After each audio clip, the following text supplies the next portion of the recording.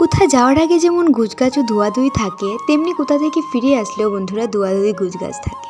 আর আমাদের ঘর থেকে যে বেরিয়ে এসেছে ওনার তো এসবে কোনো খেয়ালই নেই। খেয়াল রাখবেই কী করে, ছেলে মানুষ যেহেতু, আর ভাই এসব পারেও না। তো মা কাপড় চোপড় যা যা নিয়ে গিয়েছিল সমস্ত কাপড় চোপড় গতকালকে আর আজকে মিলিয়ে ধুচ্ছে, আর আমি এদিকে গুছগাছটা করে নিচ্ছি। তো বন্ধুরা সমস্ত কিছু ধোয়া মোছা হচ্ছে, তো এই ট্রলিটাই বাদ যাবে কেন, তো আমি একটা কাপড়কে ভিজিয়ে একদম শুকনো করে চিপে নিয়েছি, তারপর এটা দিয়েই ট্রলিটাকে মুছে দিচ্ছি। তো শুভ সকাল আমার মিষ্টি বন্ধুরা, নতুন একটি দিনে আর আমার নতুন আরও একটি ব্লগে তোমাদের সকলকে জানাই স্বাগত। ত্রিপুরার একটি ছোট্ট গ্রাম থেকে আমি রিমা, আমার ছোট্ট পরিবারে তোমাদের আবারও জানাই অনেক অনেক ওয়েলকাম। তোমরা সবাই কেমন আছো? আশা রাখছি অনেকটা ভালো আছো। তোমাদের আশীর্বাদে আমি অনেকটা ভালো আছি। তো বন্ধুরা চলো সারাটা দিন আমার সঙ্গে থেকে আজকের ব্লগটা কন্টিনিউ দেখতে থাকো। আশা রাখছি আজকের ব্লগটাও তোমাদের অনেকটা ভালো লাগবে। তো যদি একটু ভালো লেগে থাকে তাহলে প্লিজ একটা লাইক করে দিও, আর যারা আমার চ্যানেলে নতুন বন্ধু আছো প্লিজ আমার চ্যানেলটা সাবস্ক্রাইব করে আমার পাশে থেকো।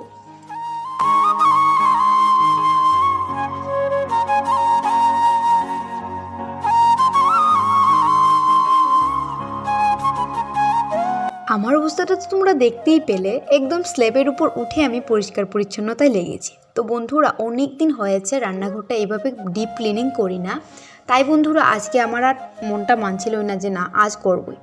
তো আজ বৃহস্পতিবার হওয়া সত্ত্বেও বন্ধুরা আমি আজ মুছামুছিটা ধরেই ফেলেছি, কারণ রান্নাঘরটা অনেকটা নোংরা হয়ে পড়েছে। আর দেখবে রান্নাঘরটা যখন অগোছালো অপরিষ্কার থাকে তখন কিছুই ভালো লাগে না। তাই বন্ধুরা আজ একদম মাথা বেঁধে লেগে পড়েছি, রান্নাঘরটা একদম ডিপ ক্লিনিং করবই করব।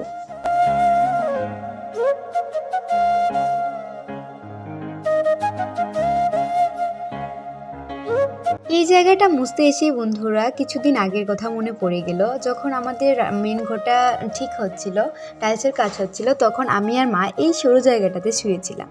তো ভাবছি আর কি এই ছোটো জায়গাটাতে কিভাবে শুয়েছিলাম। তো বন্ধুরা আমরা মানুষ হয়েছি অভ্যাসের দাস, আমরা যা অভ্যাস করব তাই আমরা মানিয়ে নিতে পারবো। তো বন্ধুরা এত একটা ছোট্ট জায়গাতে আমি আর মা শুয়েছিলাম, প্রায় 10 দিনের মতো শুয়েছিলাম এখানে। তো তখনকার কথাটা মনে পড়ে গেল।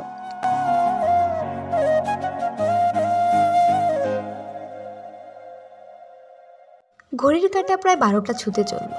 তো আমার কাজ মোটামুটি কমপ্লিট, আবার কিছু কাজ বাকিও রয়ে গেছে, তো সেগুলো আর আজকে করা সম্ভব হবে না, কারণ 12টা বেজে গেছে, আমার স্নানটাও সারতে হবে। তো শীতের দিনে দেখবে একটু দেরিতে স্নান করলে ঠান্ডাটা আর ছাড়তে চায় না, তাই বন্ধুরা যত সকাল পরে আমি স্নান করার চেষ্টা করি। আর বারান্দাটা মুছছি, কারণ বারান্দাটা অনেকটা নোংরা হয়ে পড়েছে, যার জন্য বারান্দাটাও আজ মুছে নিচ্ছি। স্নান টান সেরে এখন চলে যাচ্ছি মাঠে আমার মোনাগুলিকে দেখতে। তো জানো তো বন্ধুরা এই ছোটো ছোটো মোনাগুলি না অনেকটা দুষ্টামি করে, তো লোকের বাড়িতে চলে যায়, তো ওদেরকে গিয়ে আবার আমাকে আনতে হয়। মনে হাই করে দাও, মনে হাই করে দাও।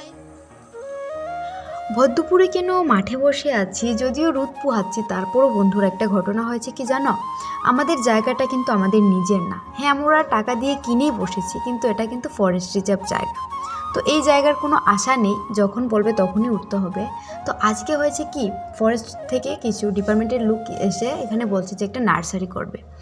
তো এই নার্সারির চিন্তায় হয়তো আমাদের বাড়ি ছেড়ে উঠেও যেতে পারে, এমন কোনো দিন আসতেও পারে। তো হয়তো আজকে উঠতে হবে না, এটা নিয়ে অনেকটা কথাবার্তা চলছে। যার জায়গাটা চাইছে উনিও দিতে চাইছে না, অনেক কিছু হচ্ছে আমি যতটুকু শুনেছি আর কি। কিন্তু বন্ধুরা অনেকটা ভয় করছে, না বাড়িটা ছেড়ে উঠে যেতে হয়। তো ভয় তো লাগবেই, যার যে বাড়ি, আমি আমার জন্মের পর থেকে তো আমি এখানেই থেকেছি। তো এই হচ্ছে ঘটনা, অনেকটা ভয়ও করছে। তারপর সন্ধে হয়ে গেছে, আর এখানে দেখো আমি পিঠে নিয়ে বসেছি। তো স্টুডেন্টদেরকে পড়িয়ে দিয়েছি, ওরা চলে গেছে বাড়িতে, আর আমি পিঠে নিয়ে বসেছি। তো বন্ধুরা এখানে মা আমাকে আগুনটা ধরিয়ে দিচ্ছে, তারপর আমি বসে বসে পিঠে ভাজবো।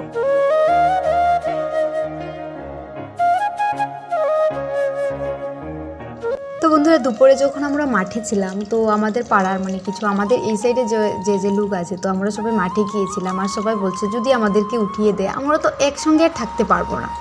একটা পাড়া একটা গ্রামের মধ্যে ঝগড়াঝাটি হোক না কেন তবু দেখবে ওরাও যেন আমাদের একটা পরিবার, পাড়ার লোকজনও যেন একটা পরিবার। তো সবাই বলাবলি করছিল যে আমরা একে অপরকে ছেড়ে থাকবো কী করে, ঝগড়াঝাটি তো পরের বিষয়।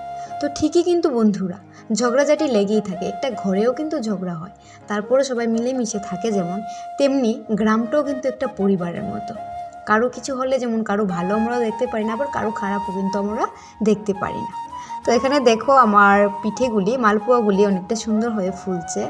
তো কেমন হয়েছে পিঠেগুলি প্লিজ কমেন্ট করে জানাবে।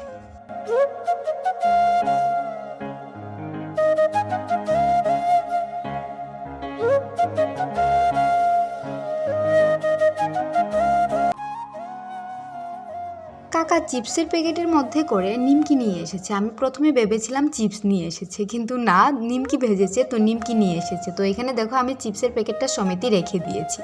তো কাকাকে দুটো পিঠে দিয়ে দিলাম আর এখানে আমি নিমকিটা খেয়ে নিচ্ছি। তো সত্যি বলতে নিমকিটি অনেক টেস্ট হয়েছিল, পুরো বাজারের মতো হয়েছিল।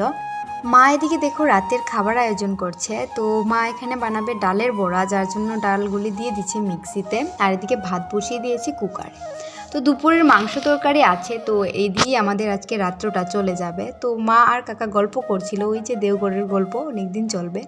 তারপর এখানে আমি নিমকিটা খেয়ে নিচ্ছি। তো বন্ধুরা আজকের ব্লগটা এ পর্যন্তই, দেখা হচ্ছে নতুন আরেকটি ব্লগের সঙ্গে।